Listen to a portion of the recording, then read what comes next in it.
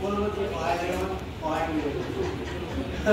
গতিকে মোৰ বিশেষ নকওঁ আপোনালোক মই সকলোকে পাই সুখী মানুহ আৰু এখন বেলেগ জগত না আৰু মানে আজি যথেষ্ট ভাল লাগিল মানে পৰিৱেশটো মানে বহুত ভাল লাগিছে বিশেষ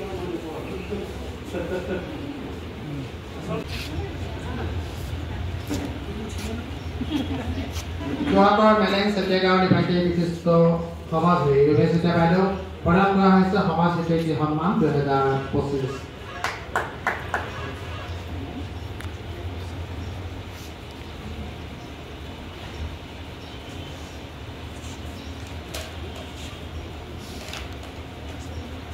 সমাজৰ উত্তৰৰ দিশত বাইদেউৰ অগ্ৰণী ভূমিকা আছে। বাইদেউ আজি এই অনুষ্ঠানত সমাজ হিতৈষী বঁটা প্ৰদান কৰিবলৈ পাই আমি পৰম সন্তোষ লাভ কৰিছোঁ। বাইদেউ তেখেতৰ চমু অনুভৱ ব্যক্ত কৰিব বিচাৰিছোঁ। আজি এনাজৰী আৰু দিগদৰ্শন প্ৰকাশনে অনুষ্ঠিত কৰা এই কাব্যগ্ৰন্থ উন্মোচন আৰু বঁটা প্ৰদান অনুষ্ঠানত উপস্থিত শব্দ আৰু বাক্যৰে সুন্দৰৰ মালা তথা ব্যক্তিসকলক মোৰ মৰম শ্ৰদ্ধা জ্ঞাপন কৰিছোঁ।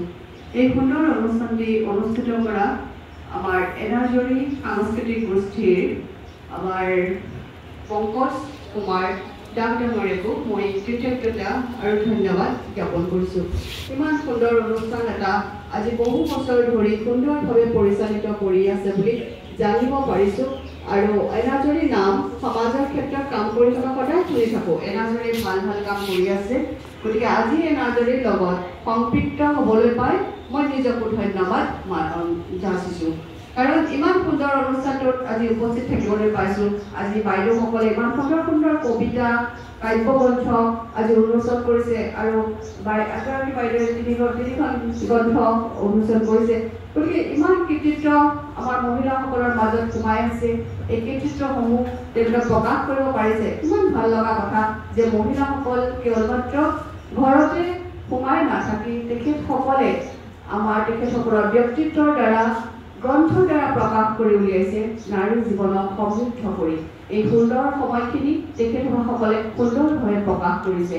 আৰু মই নিজেও মোৰ মনত পৰাৰে পৰা সমাজখনৰ লগত জড়িত আছোঁ। সমাজখনৰ সদায় যোগাত্মক দিশবিলাকক সদায় উন্মোচিত কৰিবলৈ চেষ্টা কৰিছোঁ। আৰু ৰাজনৈতিকেই হওক বা অৰাজনৈতিকেই হওক সকলো ঠাইতে ঘৰখনৰ পৰা সমাজখনলৈ ওলাই আহোঁতে প্ৰতি ক্ষেত্ৰতে এগৰাকী মহিলাই নিজক কেনেকৈ ভাল ধৰণে আগবঢ়াই নিব পাৰে এই ক্ষেত্ৰতো মই নিজকে প্ৰচেষ্টা আগবঢ়াইছোঁ। আৰু মোৰ লগতে আমাৰ 10গৰাকী মহিলাক কেনেকৈ আমি ভাল ধৰণে আগবঢ়াই নিব পাৰোঁ এনেধৰণে প্ৰচেষ্টা অব্যাহত ৰাখি থাকোঁ। আৰু সমাজত আমি যি আমাৰ বালিকা যিটো আমাৰ বাল্য বিবাহ ৰোধ কৰা হৈছে আমাৰ চৰকাৰে বাল্য বিবাহৰ দৰে সামাজিক ব্যাধিয়ে আমাৰ সমাজখনক যাতে সুৰক্ষিত কৰিব নোৱাৰে প্ৰতিগৰাকী ছোৱালীক গ্ৰেজুৱেশ্যনলৈকে পঢ়াটো যাতে আমি নিশ্চিত কৰিব পাৰোঁ আমাৰ গাঁও অঞ্চলত এনেধৰণৰ আমি ক্ষেত্ৰতো সমাজত অৰিহণা আগবঢ়াবলৈ আগবাঢ়ি আহিছোঁ। গতিকে ভৱিষ্যত জীৱনত আমি প্ৰতিগৰাকী মহিলাই আমাৰ সমাজখন ঘৰখন আৰু আমাৰ দেশখনক প্ৰতি ক্ষেত্ৰতে এগৰাকী সমৃদ্ধিশালী নাৰী হিচাপে শক্তিশালী নাৰী হিচাপে আগবাঢ়ি যাবৰ বাবে আমাৰ অতীজতে যেনেকৈ নাৰী গাৰ্গী মৈত্ৰেয়ীৰ লগত ঋষিমুনিসকলৰ সমানে কাম কৰি যাবলৈ নাৰীসকলে সুবিধা পাইছিলে। আমাৰ বৰ্তমান নাৰীসকলে সেই কাম কৰিব যাবলৈ সুবিধা পাইছে। নিজৰ ক্ষেত্ৰত নিজৰ প্ৰতিভা বিকাশৰ ক্ষেত্ৰত খেলতেই হওক বা কৰ্মতেই হওক যেনেকৈ নহওক ৰাজনৈতিকতেই হওক বা কৰ্মক্ষেত্ৰতেই হওক মহিলাসকল সকলো ক্ষেত্ৰতে আগবাঢ়ি গৈছে।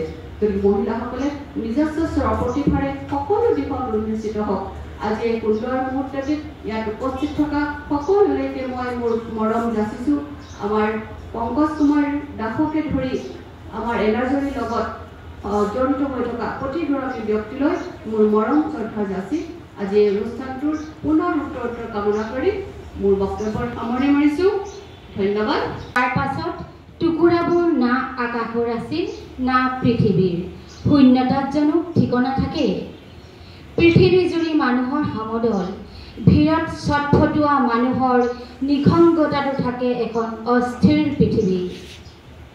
ক'ৰবাত গুচি যাব খোজে মানুহবোৰ, কটাই থকা জীৱনতকৈ কটাব খোজা জীৱনটোৱে হাত বাউলি মাতি থাকে। অথচ যাওঁ বুলিয়েই পৰিচিত জীৱন এৰি অচিন চহৰত ভৰি থ'ব নোৱাৰি। নিজক হেৰুৱাৰ ভয় নে নিজক বিচাৰি পোৱাৰ?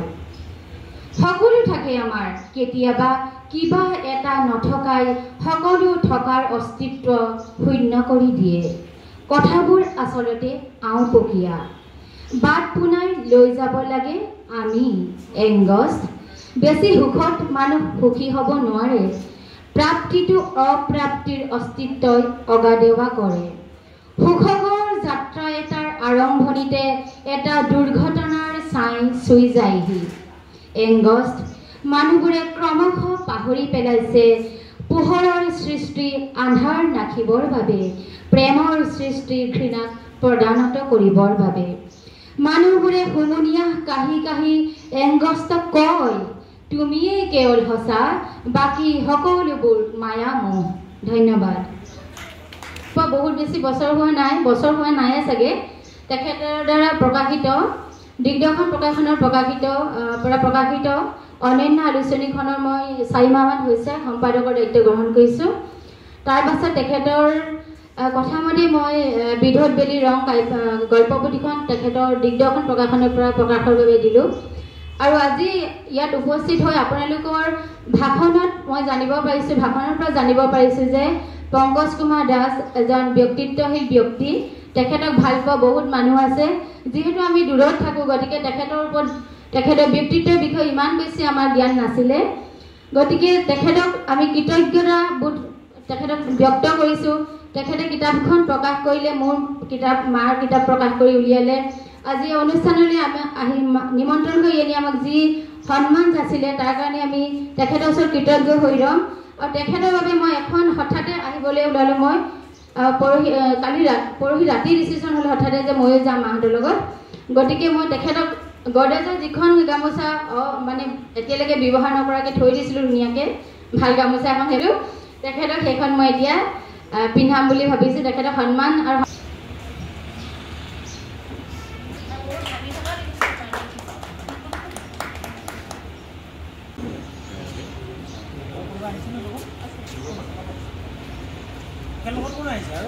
এনাজৰী সাহিত্য সন্মান 2025 প্ৰদান কৰা হৈছে ৰঞ্জিতা সিংহ দত্ত বাইদেউ।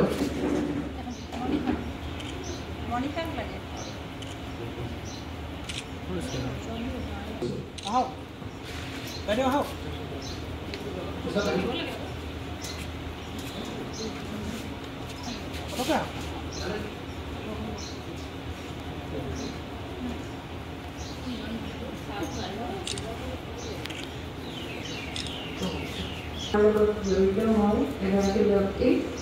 মই এনাজৰী সাহিত্য সংস্কৃতি গোষ্ঠীক ধন্যবাদ জনাবলৈ বিচাৰিছোঁ এইকাৰণে যে তেওঁলোকে আমাক আমন্ত্ৰণ কৰিছে। আৰু লগতে মই সাহিত্যৰ বিষয়ে দুআষাৰ ক'বলৈ বিচাৰিছোঁ যে সাহিত্য কি বস্তু। ব্যাকৰণৰ সহায়েৰে শুদ্ধ সুন্দৰ ভাষাত যেতিয়া কিছুমান লিখনিৰ সৃষ্টি হয়, সেই লিখনিসমূহ এসময়ত গৈ এনেকুৱা এটা ৰূপ লয় যে সেই কিছুমান গদ্য ব্যাখ্যাদিৰ সৃষ্টিৰ দ্বাৰা সাহিত্যৰ সৃষ্টি কৰে। এই সাহিত্য যেতিয়া মানুহে প্ৰকাশ কৰি নিজৰ সমাজখন বা নিজৰ জাতিটোৰ কথা সকলোকে বুজাবলৈ যায়, তেনেকেই লিখনিৰ সৃষ্টি হৈ সাহিত্যৰ সৃষ্টি হৈ লগে লগে জাতিটোৰ উন্নতি কামনা কৰি নিজৰ পৰিচয় পৃথিৱীত দাঙি ধৰে। মোৰ মতে সাহিত্য এই সাহিত্যক আমি আগবঢ়াই নিবলৈ হ'লে আমাৰ জাতিটোৰ পৰিচয় দিব। অনুষ্ঠানটি বহুতকে দিলে সন্মান যাচি, বহুতকে দিলে সন্মান যাচি, কৰিলে গ্ৰন্থ অনুচনী,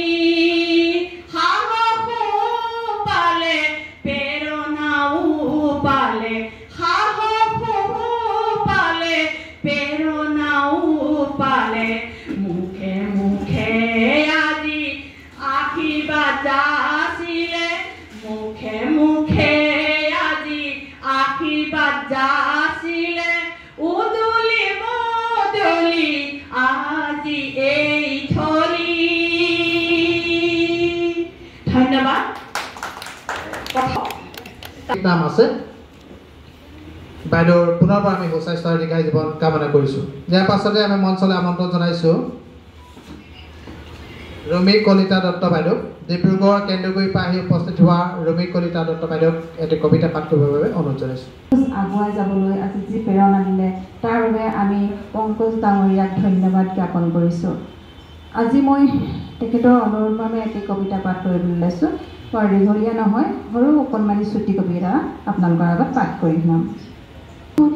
সেই উদং পথাৰখন এসময়ত দিহিঙৰে বানে লুতুৰি পুতুৰি কৰি ধুই পেলাইছিল। মানুহবিলাকে কলৰ ভূৰত বহি চকুৰে পানীয়ে ভাত ৰান্ধিছিল। বানে কল কলাই খাবলৈ মেলি গিৰিহঁতৰ বুকু কঁপাইছিল, লগতে চাংঘৰটো কঁপি উঠিছিল। কিন্তু এতিয়া মই এই পথাৰখনকে ভাল পাওঁ, হাড়ে হিমজুৱে মনে প্ৰাণে। কাৰণ তাত এতিয়া সৰিয়হ ফুলে, বোকাৰ গোন্ধত মনবোৰো উৰে। শাওনৰ বৰষুণে আমাক আশাৰ ৰেঙনি যোগায়। ভাল লগা ৰঙীন স্বপ্নই ভুমুকিয়াই কলিজাৰ জীয়া ঘামবোৰ শুকায়। হৃদয়ৰ বক্ষত এতিয়া ৰঙীন জোলোঙা ভৰে। সেয়ে ভাল পাওঁ মই সেউজ পথাৰখন। অ মোৰ সেউজী পথাৰ, বিষাদৰ পুখুৰী জীপাল কৰি ভেদ পদুমৰ পাহিৰ সতে নানা পক্ষীৰ মিতিৰালি পাতিলি, মাছ কাছৰ সংগস্থলী কৰিলি। সেয়ে তই মৃত্যুক চিনিব পৰা হলি। পথাৰতে বিলীন হয় দুখ কষ্টৰ কাহিনী আৰু এখন প্ৰবাহিত নদী। এতিয়া অকলশৰীয়া হ'লেই পথাৰে কয়, এতিয়া অকলশৰীয়া হ'লেই। দত্ত বাইদেউ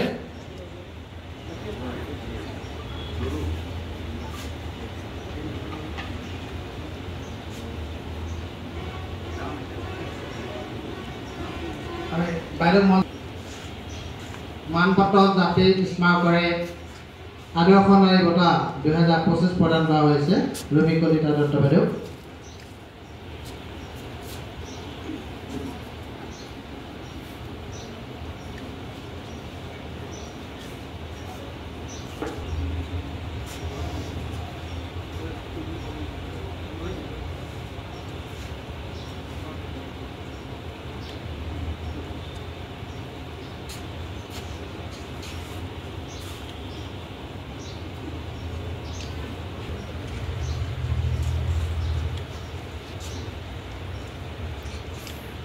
ৰেখা হাজৰিকা বাইদেউক প্ৰদান কৰা হৈছে এনাজৰী সাহিত্য সন্মান 2025।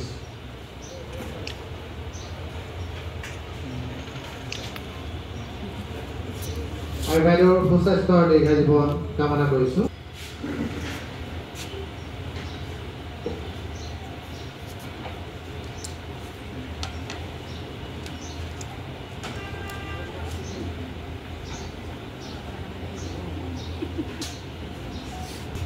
হাতৰ পৰা আহি উপস্থিত হৈছে তেখেতক সংবাদ প্ৰহৰী সন্মান 2025 প্ৰদান কৰা হৈছে। বঁটা আগবঢ়াই দিছে সন্মানীয় সভাপতি ৰমান শইকীয়া আৰু অনন্য আলোচনীৰ সম্পাদক ইলামণি শইকীয়াই। আমি চন্দন মৰম আপোনালোকক জনাইছোঁ। সংবাদ জগতৰ ক্ষেত্ৰত মই কি কৰিব পাৰিছোঁ নাজানো। বৰ্তমান 10 বছৰ হ'ল এই সংবাদ মাধ্যমৰ ক্ষেত্ৰত সকলোৱে জ্যেষ্ঠসকলৰ পৰা শিকি পেলাই তেনেকৈ কাম কৰি আগবাঢ়ি আছোঁ আৰু জ্যেষ্ঠসকলে যেনেকৈ শিকাইছে। বঁটা প্ৰদান কাৰ্যসূচী চলি থকালৈকে আপোনালোকে আসন গ্ৰহণ কৰিব।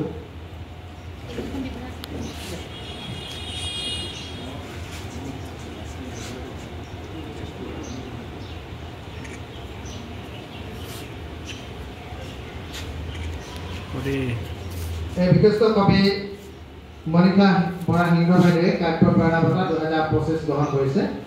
তেখেত অসম সাহিত্য সভাৰ আজীৱন সভ্য তথা বিশিষ্ট কবি।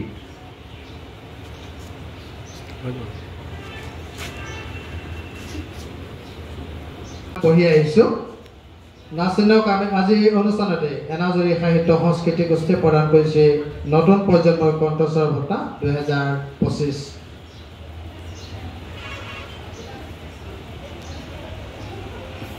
নাচিনে বহুত ধুনীয়া কবিতাও পাঠ কৰে। আমি নাচিনৰ কেইটা কবিতা পাঠ কৰিবৰ বাবে অনুৰোধ কৰিছোঁ। বঁটা আগবঢ়াই দিছে গোলাঘাট জিলাৰ বুধবাৰী প্ৰাথমিক বিদ্যালয়ৰ প্ৰধান শিক্ষয়িত্ৰী ৰূপা বৰা বাইদেউ আৰু সন্মানীয় সভাপতি ৰমেন শইকীয়াদেৱে।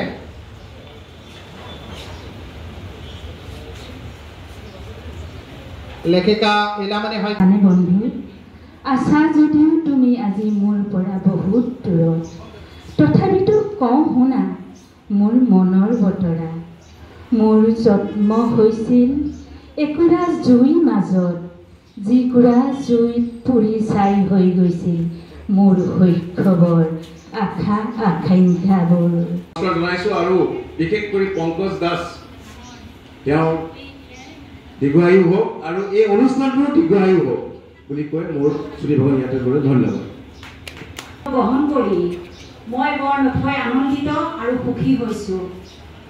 এনাজৰী সাহিত্য সংস্কৃতি গোষ্ঠীয়ে যিখিনি মোক আজি এই কাব্যখৰৰ বঁটা প্ৰদান কৰিলে, মই দুগুণ উৎসাহ প্ৰেৰণা পাইছোঁ। কাব্য জগতত ভাল ভাল কবিতা উপহাৰ দিবলৈ চেষ্টা কৰিম। দিগদৰ্শনৰ পৰিয়াল আৰু এনাজৰী সাহিত্য সংস্কৃতি গোষ্ঠীৰ বিষয়ববীয়াকে প্ৰমুখ্যে কৰি সকলো কৰ্মকৰ্তালৈ মোৰ আন্তৰিক কৃতজ্ঞতা ধন্যবাদ জ্ঞাপন কৰিলোঁ। তেখেতসকলে এইটো বৰ মহান কাম কৰিছে। অসমৰ বিভিন্ন ঠাইৰ লেখক লেখিকা কবিসকলক সমাজলৈ উলিয়াই আনিছে, তেওঁলোকৰ পৰিচয় ৰাইজৰ আগত দাঙি ধৰিছে। এনেকৈ আমাৰ লেখক লেখিকা কবিসকলে নতুন নতুন উৎসাহ প্ৰেৰণাৰে নতুন নতুন সৃষ্টি কৰিব, গ্ৰন্থ লিখিব, কবিতা লিখিব আৰু এনেকৈ আমাৰ সাহিত্য জগতৰ ভঁৰাল চহকী হ'ব। দিগদৰ্শনৰ স্বত্বাধিকাৰী পংকজ কুমাৰ দাস ডাঙৰীয়ালৈ বিশেষভাৱে মই আন্তৰিক ধন্যবাদ কৃতজ্ঞতা জ্ঞাপন কৰিলোঁ। এই দিগদৰ্শন আৰু দৈনিক সংবাদ আৰু এনাজৰী সাহিত্য গোষ্ঠীৰ উদ্দেশ্য সদায় সফল হওক আৰু তেখেতসকলে ৰাইজৰ হৈ সদায় এনেকৈ ভাল ভাল কাম কৰক আৰু ভাল ভাল লেখক লেখিকাক সমাজৰ পৰা উলিয়াই আনি এনেদৰে পৰিচয় দাঙি ধৰি সাহিত্যৰ জগতৰ ভঁৰাল চহকী কৰক। দিগদৰ্শন প্ৰকাশনৰ সন্মানীয় সভাপতি ৰমেন শইকীয়াদেৱে।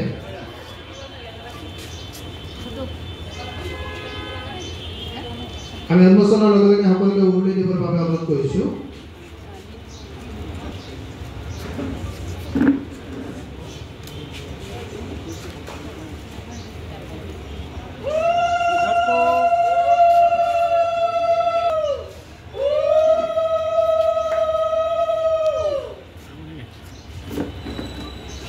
আমি ধন্যবাদ জনাইছোঁ সন্মানীয় উন্মোচক।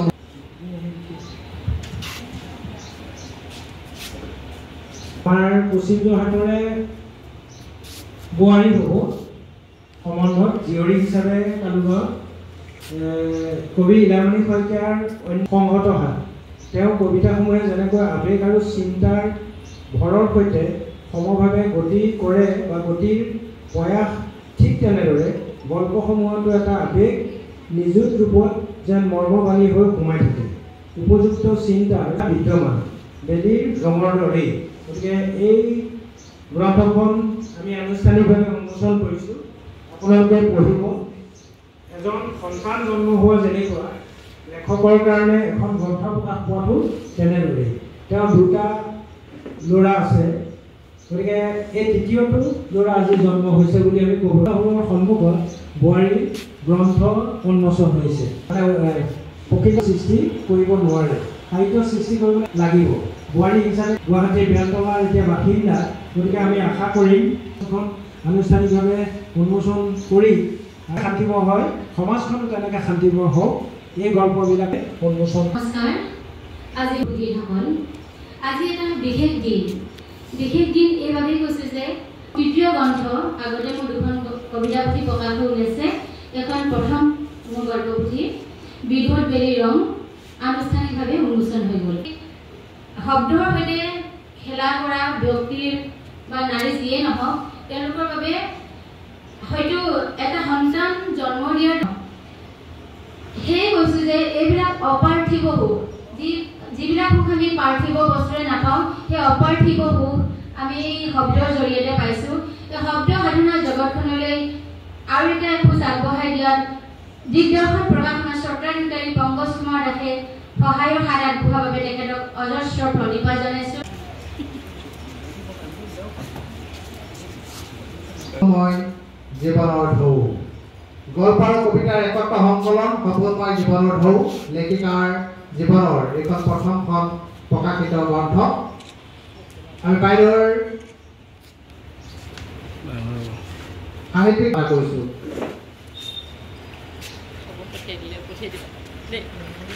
আমি অদিতি দেৱী বাইদেউ চমুকে দেখাৰ সাংস্কৃতিক গোষ্ঠী আৰু দিগদৰ্শন প্ৰকাশনৰ গ্ৰন্থ উন্মোচনী সভাত আজি এইখন দ্বিতীয়খন গ্ৰন্থ সোণাময় জীৱনৰ ঢৌ হিমু দত্ত বাইদেৱে এখন সুন্দৰ কিতাপ লিখি উলিয়াইছে। হয়তো ভিতৰৰ এইখিনি খুব ভাল হ'ব। আপোনালোক সকলোৱে কিতাপখন পঢ়ি চাব। তেখেতে বহুত পৰিশ্ৰম কৰি বা বহুত কষ্টৰ বিনিময়ত এখন কিতাপ আচলতে পঢ়ি এটা ভাল মেছেজ দিয়ে, তেতিয়া লিখকৰ কষ্টৰ সাৰ্থক হ'ব বুলি আমি আশা কৰোঁ। গতিকে বাইদেউৰ এইখন কিতাপ সকলোৱে পঢ়ি চাব। কিতাপৰ নামটো চাই বহুত ভাল লাগিছে, ভিতৰখন নিশ্চয় ভালেই হ'ব। গতিকে আপোনালোকে পঢ়িব। মঞ্চলৈ উলিয়াই সোমাই থাকে, অসুবিধা পাই সোমাই থাকে, কিন্তু পংকজ দাসে সকলোকে সন্মানীয় ব্যক্তিসকলক মই মোৰ এই গ্ৰন্থখন প্ৰকাশত সুবিধা দিগদৰ্শন প্ৰকাশনে সুবিধা দিয়াৰ বাবে আগতেও মই কৈছোঁ, তেওঁক কৃতজ্ঞতা জনাইছোঁ আৰু ইয়াৰ কৰ্মকৰ্তাসকলকো মোৰ কৃতজ্ঞতা জনাইছোঁ। মোৰ গামোচা, এটা জাপি, মানপত্ৰ আৰু এটা স্মাৰকেৰে সন্মানিত কৰিছে সন্মানীয় সভাপতি ৰমেন শইকীয়া আৰু অনন্য আলোচনীৰ সম্পাদিকা ইলামাৰী শইকীয়া বাইদেউ।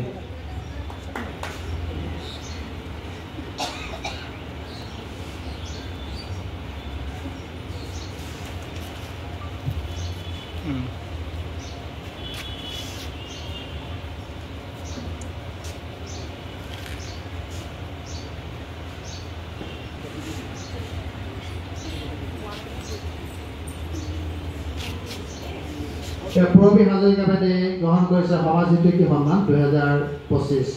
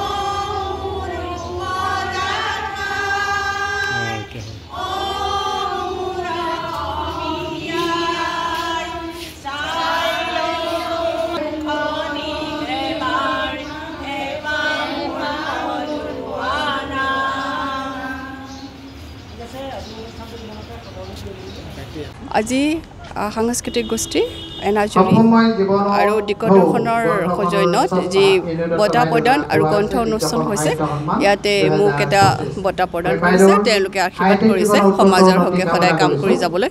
সমাজ হৈতেহি মই কিনো ক'ম, সমাজৰ হকে নিজকে উৎসৰ্গা কৰি সদায় কাম কৰিয়ে আহিছোঁ। গতিকে সমাজৰ সদায় ঘৰখনৰ পৰা সমাজৰ পৰা দেশখনলৈ যাতে প্ৰতি মুহূৰ্ততে প্ৰতি ক্ষেত্ৰতে নিজৰ চিন্তা ভাৱনাৰ ভাল কাম কৰি যাব পাৰোঁ, তাৰ বাবে নিজক সদায় উৎসৰ্গিত কৰিছোঁ। আৰু এনাজৰী যে ইমান ভাল কাম কৰি আছে সমাজত, সদায় শুনি আছোঁ যে এনাজৰীৰ নামটো তেওঁলোকে সমাজখনত সদায় সমৃদ্ধ কৰাৰ চেষ্টা কৰিছে।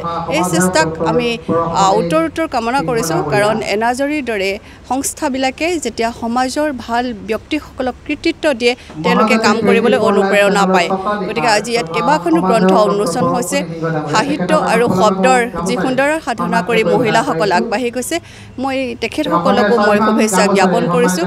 অকল কেৱল মাত্ৰ ঘৰতে সোমাই নাথাকি নিজৰ প্ৰতিভাসমূহ সদায় বিকশিত কৰিছে। এনাজৰীৰ এই প্ৰচেষ্টা সদায় অব্যাহত থাকক, ইয়াকে মই কৈছোঁ। ধন্যবাদ। সাহিত্য চৰ্চা আমি কৰোঁ, মই কৰোঁ, মোৰ ভাই বোৱাৰী মনীষা তেখেতেও কৰে। কাৰণ সাহিত্য হৈছে কি, যিহেতু আমাৰ জাতীয় এটা ধৰ্ম, যাৰ পৰা আমি সমাজত নিজৰ জাতিক পৰিচয় দিব পাৰোঁ। এই সাহিত্যৰ প্ৰতি আমাৰ সকলোৰে এটা মনত সুন্দৰ ভাৱ থকা উচিত। আৰু আমাৰ তেজপুৰখন হ'ল এখন সাংস্কৃতিক চহৰ, যিখন চহৰত আপুনি সাহিত্যৰ পৰা গীত মাতৰ পৰা সকলো পাব। সেইখিনি বস্তুক আমি আমাৰ মাজত সদায় ধৰি ৰাখিছোঁ আৰু সদায় ধৰি ৰাখিম। আৰু সেইকাৰণে আমি সুন্দৰকৈ ইয়ালৈ যেতিয়া আমাক আমন্ত্ৰণ জনালে আমি অতি সুখী হ'লোঁ। এনাজৰী সাহিত্য সংস্কৃতি গোষ্ঠীৰ প্ৰতি আমি এটা মৰম চেনেহ ৰাখিলোঁ। ভৱিষ্যতেও যাতে আমাৰ এওঁলোকৰ লগত কিবা এটা সংযোগ থাকে, তাৰ ব্যৱস্থা এটা আমি পালে বেয়া নাপাম, ভালেই পাম। আৰু ইয়াকে কৈ মই শেষ কৰিছোঁ। ধন্যবাদ। গ্ৰন্থ এখন উন্মোচন হৈছে, নামটো হৈছে সপোনময় জীৱনৰ ঢৌ। দিগদৰ্শন প্ৰকাশনৰ দ্বাৰা প্ৰকাশিত গ্ৰন্থখন মই প্ৰকাশ কৰি দিগদৰ্শনে প্ৰকাশ কৰি উলিয়াইছে। তাৰ বাবে দিগদৰ্শনৰ স্বত্বাধিকাৰ দিগন্ত কি আছে পংকজ দাসক মই ধন্যবাদ জনাইছোঁ। আৰু লগতে মোক এই গ্ৰন্থখন প্ৰকাশ কৰাৰ বাবে মোৰ স্বামী আৰু মোৰ বোৱাৰী, মোৰ ছোৱালী, মোৰ ল'ৰাই যি সহযোগ কৰিলে সিহঁতকো মই বহুত ধন্যবাদ জনাইছোঁ। আৰু আজি এই অনুষ্ঠানত মই উপস্থিত থাকিবলৈ পাই মই নিজকে ধন্য মানিছোঁ। আৰু দিগদৰ্শনৰ মোক 2024 আৰু 25ৰ সাহিত্য সন্মান বঁটা প্ৰদান কৰিছে। এইবাবে মই নথৈ আনন্দিত। তাৰ বাবে মই দিগদৰ্শন প্ৰকাশনক কৃতজ্ঞতা জনাইছোঁ। আৰু মোৰ ক'বলগীয়া দুআষাৰ মই সামৰণি মাৰিছোঁ। মনোৰম ভোগটো খুব ভাল আজি, কাৰণ দিগদৰ্শন আৰু এনাজৰী সাহিত্য সাংস্কৃতিক গোষ্ঠীয়ে সমাজ হৈতেশী 2025 যি বঁটা মোক প্ৰদান কৰিলে, তাৰ বাবে তেওঁলোকৰ ওচৰত কৃতজ্ঞতা জ্ঞাপন কৰিছোঁ। আৰু মনত এটা উৎসাহো পাইছোঁ বা মনত ভালো লাগিছে যে নিশ্চয় মহিলাসকলৰ কাৰণে, শিশুসকলৰ কাৰণে কাম কৰাৰ যি মানসিকতা লৈ আমি আগবাঢ়ি আহিছোঁ, সেই কাম নিশ্চয় ভৱিষ্যতে আৰু ভালকৈ সফলভাৱে আৰু কৰিবৰ কাৰণে ভাল লাগিব। আৰু লগতে এইখিনিতে মই মোৰ গুৰু সদেশ ৰূপা বাইদেউকো মই ধন্যবাদ জনাওঁ, তেখেতৰ দিহা পৰামৰ্শ। আৰু মোৰ অতি শ্ৰদ্ধাৰ মোৰ স্বামী দেৱতাক মই ধন্যবাদ জনাওঁ, কাৰণ তেখেতৰ সহায় সহযোগ নহ'লে আমি মহিলাসকলে আগবাঢ়ি বা সমাজৰ কামত আমি ওলাই আহিব নোৱাৰোঁ, কাৰণ ঘৰখনৰ সহযোগ লাগিব। মোৰ মানুহজনে মোক যথেষ্ট এই ক্ষেত্ৰত সহায় কৰে, গতিকে তেখেতকো ধন্যবাদ জনালোঁ। আৰু পুনৰবাৰ এখন সুন্দৰ সমাজ আজিৰ দিনটোত উপহাৰ দিয়াৰ বাবে মই এনাজৰী সাংস্কৃতিক গোষ্ঠীৰ বিষয়ববীয়া আৰু স্বত্বাধিকাৰীসকলক কৃতজ্ঞতা জ্ঞাপন কৰিলোঁ। ধন্যবাদ। নমস্কাৰ। আজি মোক এনাজৰী সাহিত্য গোষ্ঠীয়ে যি কাব্যসৌৰভ বঁটা প্ৰদান কৰিলে, মই নথৈ আনন্দিত আৰু সুখী হৈছোঁ। আৰু দুগুণ উৎসাহ প্ৰেৰণাৰে কাব্য জগতত কবিতা উপহাৰ দিবলৈ চেষ্টা কৰিম। আৰু এনাজৰী সাহিত্য গোষ্ঠীয়ে অসমৰ বিভিন্ন ঠাইৰ পৰা যিখিনি লেখক লেখিকা কবিসকলক সাহিত্য জগতত কবিতা মানে গ্ৰন্থ উন্মোচন কৰিবলৈ যিখিনি ৰাইজৰ আগত পৰিচয় দাঙি ধৰিছে, এইখিনি বৰ ডাঙৰ মহান কাম কৰিছে। তেখেতসকলৰ সফলতা আৰু দীৰ্ঘায়ু কামনা কৰিছোঁ। আৰু মোৰ এই সফলতাত মোৰ স্বামী ৰেৱকান্ত নাথ, পুত্ৰ কাশ্যপ কুমাৰ নাথ আৰু বোৱাৰী তনিষ্কা কাশ্যপ নাথৰ অৱদান আছে। আৰু মই ইয়াতে বিশেষভাৱে ক'ব লাগিব, জগমা বাইদেউ আহকচোন। বাইদেৱে মোক শিকাইছিলে, প্ৰথম কবিতা বাইদেৱে চেক কৰি দিছিলে, আৰু লেখিকা সংস্থালৈও মোক বাইদেৱে লৈ গৈছিলে। আপোনালোকৰ জৰিয়তে মই জগমা বাইদেউকো আন্তৰিক ধন্যবাদ কৃতজ্ঞতা জ্ঞাপন কৰিছোঁ। হয়, নমস্কাৰ। মই ইলাপনী শইকীয়া। আজি মোৰ দিগদৰ্শন প্ৰকাশনে প্ৰকাশ কৰি উলিয়াইছে বিধত বেলি ৰং বুলি এখন গল্পপুথি। দিগদৰ্শন প্ৰকাশনৰ ইয়াত 2024-25 বৰ্ষৰ ৰূপালী জয়ন্তী বৰ্ষ চলি আছে। গতিকে এই বৰ্ষটোত তেওঁলোকে বিভিন্ন ধৰণৰ অনুষ্ঠান আয়োজন কৰিব আৰু হৈ আছে আৰু কৰি থাকিব তেওঁলোকে। এইখিনিতে দিগদৰ্শন প্ৰকাশনৰ স্বত্বাধিকাৰী পংকজ কুমাৰ দাসক মই কৃতজ্ঞতা জ্ঞাপন কৰিছোঁ। এনেদৰে সমাজ সেৱা আচলতে বিভিন্ন দিশত কৰিব পাৰি, অকল যুদ্ধলৈ যোৱাটোৱেই সমাজ সেৱা বা দেশৰ সেৱা নহয়। তেওঁ যি সমাজৰ কাৰণে কাম কৰিছে, সোমাই থকা প্ৰতিভাখিনিক তেওঁ উলিয়াই আনিছে, এয়াও সমাজৰ কাৰণে তেখেতে এটা ডাঙৰ বৰঙণি বুলি ক'ম। গতিকে তেখেতক আমি বিশেষভাৱে কৃতজ্ঞতা জ্ঞাপন কৰিছোঁ। ইমান এটা সুন্দৰ অনুষ্ঠান আজি আয়োজন কৰিলে, কোনো হাই উৰুমি নাই, কিমান ধুনীয়াকৈ সকলোকে উপযুক্তজনে উপযুক্ত সন্মান প্ৰদান কৰিলে। আজি মোক ইয়াত 2025 বৰ্ষৰ সাহিত্য সন্মান প্ৰদান কৰিছে আৰু লগতে মোৰ গ্ৰন্থখনো উন্মোচন হৈছে। তেখেতলৈ অশেষ কৃতজ্ঞতা জ্ঞাপন কৰিলোঁ আৰু দিগদৰ্শন প্ৰকাশনৰ উত্তৰোত্তৰ কামনা কৰিলোঁ।